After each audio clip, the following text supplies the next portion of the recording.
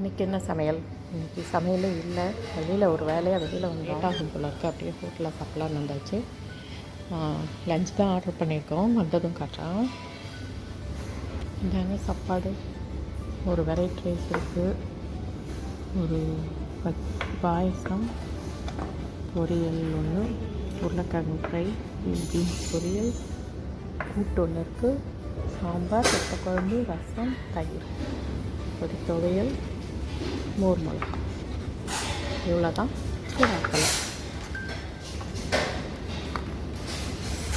பார்த்துட்டு எப்படி இருக்குன்னு சொல்கிறேன். சாப்பாடு நல்லாவே இருந்துச்சு.